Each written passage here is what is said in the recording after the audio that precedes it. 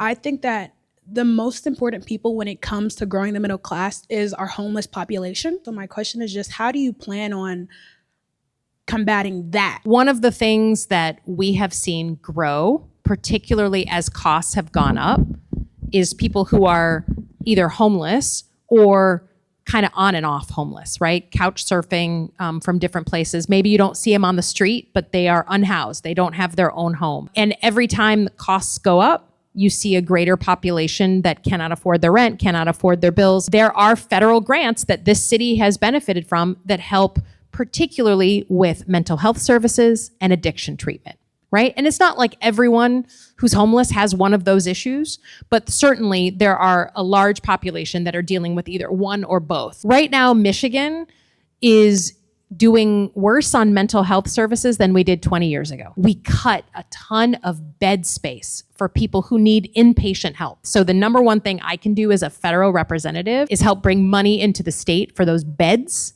so that there's somewhere for people to go, get healthy, get treatment, get services. For those people who aren't dealing with addiction issues or mental health issues where it's literally like cost of living, how do we make sure that there are enough services, wraparound services, so that you can take a young mom who can't afford rent and figure out how to get her on a plan so she can get in a house, stable, start paying rent, and get that good job, get transportation to that job. And again, that takes federal grant money to do that. And one of the things I spend an unbelievable amount of time doing right now is playing defense on the cuts to that federal money. So federal dollars for the multiple and overlapping issues around homelessness is what I can do.